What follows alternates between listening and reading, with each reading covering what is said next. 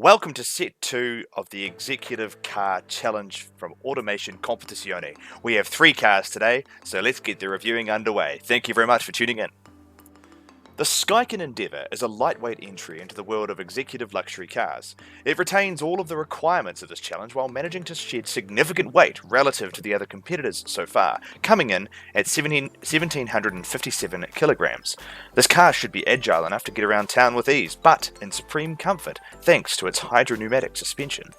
With a 400 horsepower inline 6 with forged internals and a significant turbocharger pushing out 1 bar of boost, this saloon is not for the faint of heart. Ladies and gentlemen, the Skycan Endeavor by Shattered Pixels. Right, here we are in the Skycan Endeavor. Let's take it up to speed and see how it goes. Now this thing's got that big turbocharger on it, so it pulls pretty hard. It's 120 kilometers an hour already, so yeah, definitely a fast car. Now I am currently, I think if I'm correct, I'm currently on my 3rd attempt. Oof. Now this thing has a tendency to push the rear out quite a bit, so let's just break it in here. Oh, so much understeer, look at that. Just ploughing through the corner there. And then oversteer on the way out. Not the greatest lap, to be honest. This is going to be quite a slow lap on account of my driving being a bit shit today. Unfortunately for all of you, I'm extremely hungover, so I hope that doesn't impair my judgment too much. Right, and we're braking and we're going in.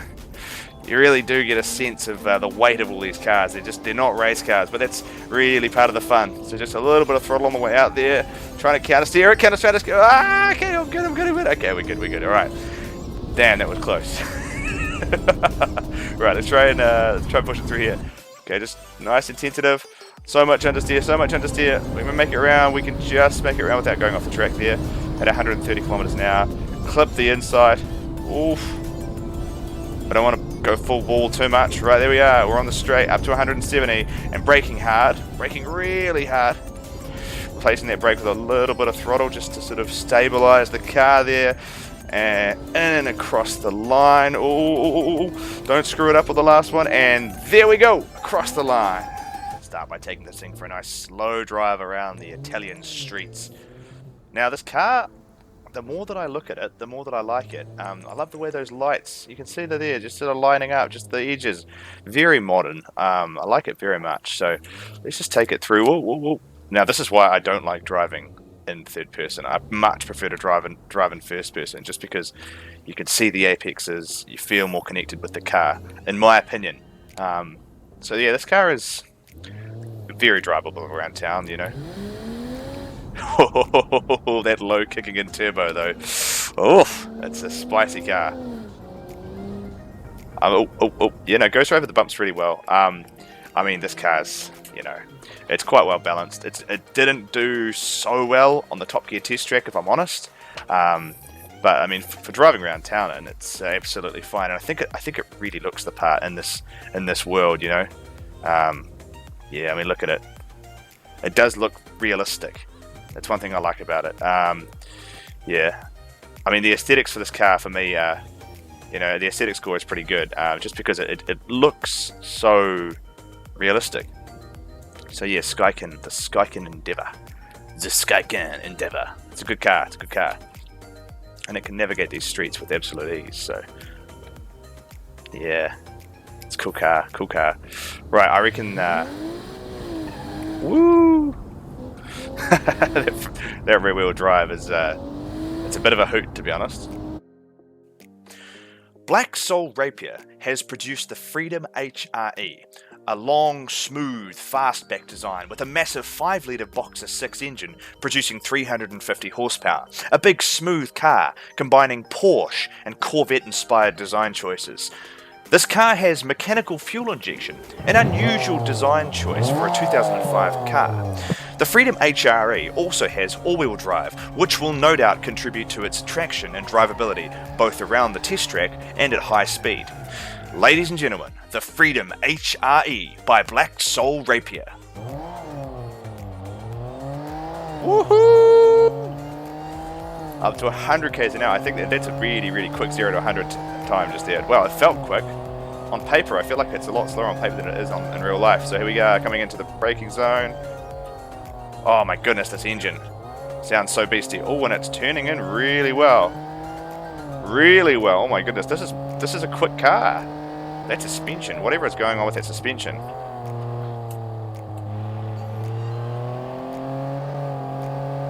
What's the lateral G-force load on this car like, I wonder? Feels like it's going around those corners incredibly quickly. Right, coming up to the braking zone. I know what the brakes are like on this thing. Let's brake hard. Oof. Yeah, this thing, I'm pretty sure this thing's got four-wheel drive. It feels very planted going through the corners. If I was a rich banker and I was driving this car, I would be very happy. Because I wouldn't look stupid in front of my, you know, my wanker banker friends. Here we are, straight through, follow through, like a breeze. I'm driving this car one-handed, it's crazy. Oh my goodness. So planted, so planted.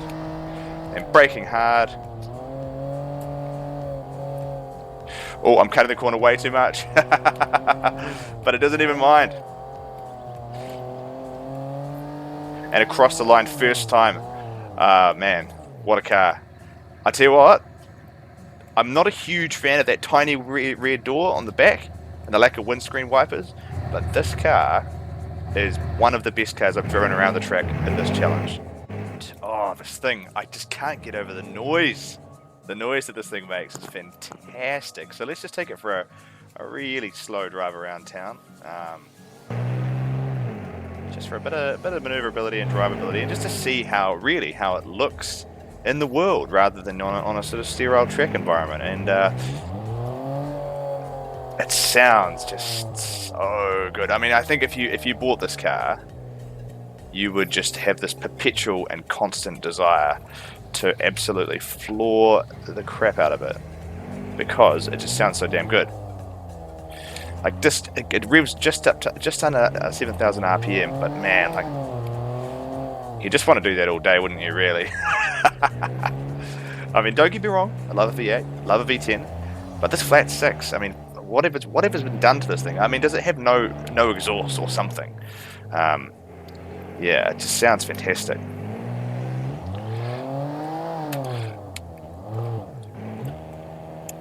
Woo.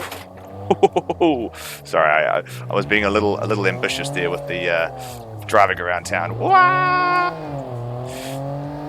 No ESC in this thing, eh?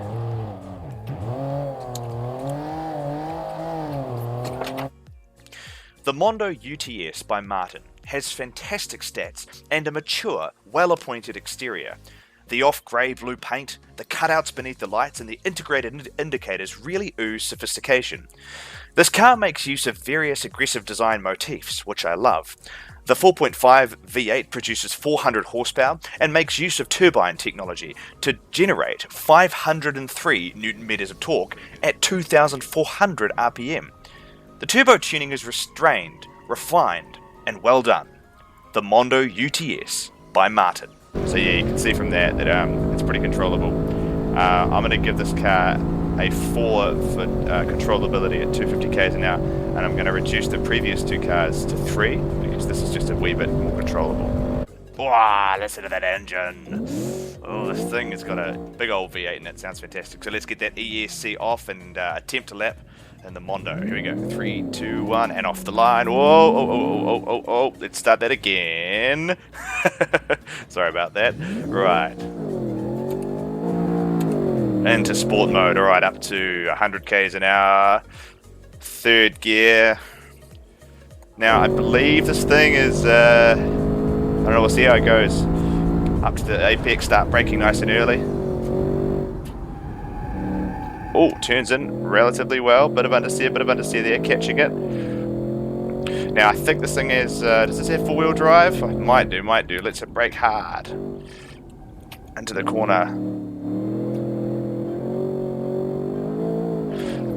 Feels good, actually, this car, to be honest. Feels really good. It doesn't have that much understeer. Not as much understeer as some of the other cars. So let's brake it in now. Getting down.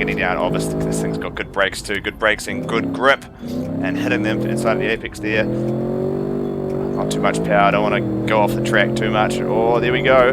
This thing has very good traction. Up to 120, up to 130, up to 140. Coming through, follow through. Little dab of the brakes. Oh. And we just make it there. Clipping the outside grass. Let's clip the inside again and see what happens. Oh, yep, good suspension, absorbing the bumps really well there. And then let's break it in real hard. All right, here we go, coming in. Oh, we're going a bit wide. We are going a bit wide, but fortunately, the suspension on this thing just absorbing those bumps really well and across the line first time. I repeat, first time in the Mondo. Is it the Mondo? What is this car? This car is fantastic. Incredibly well engineered, incredibly balanced. That receives a 5. Really good job. I really like the front end of this car. It looks kind of like a new Volkswagen Passat, which I really like the look of that car. And this thing, it looks cool. And obviously the V8 in this thing sounds fantastic. So let's just take it for a nice, quiet drive around town, around the Italian streets. Around these tiny wee Italian streets, navigating the inner streets of this Italian town with relative ease, surprising ease considering how big it is. Let's go pop up here like that. The throaty roar of a V8. I feel like this car, the environment that I'm driving this car in is totally inappropriate for this. I feel like there's two types of car that should be driven in this environment. One is like a tiny little like Fiat sort of car for the people, and the other is some sort of hypercar Ferrari thing. Wow, man! Stop. Make sure you look left and right. Oh, good turning circle on this car. Fantastic. Yeah, this thing is great. I like this car. It's very well balanced. A little bit of scraping there, but that's only because it's going way too fast in the center of town. But sometimes bankers need to be able to go fast in town, don't they?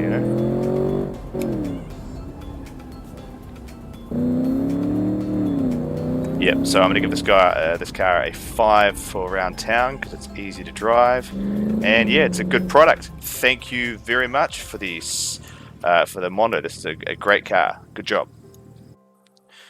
So, the scoring has been finished, and Martin is currently on top with a score of 113.46, Shattered Pixels is on 90, and Black Soul Rapier unfortunately only got 56.78. Now, the reason for this was because one of the demographics didn't actually have a number beside it, and thus he was not awarded those points. So, only 2 demographics got divided by 5 and added to the final score, which significantly impacted on his score. If this demographic was highlighted, I have no doubt that this car would have received a significantly higher score because it was just so fantastic to drive and so stable. So, thank you very much for watching the video, and I'll see you next time.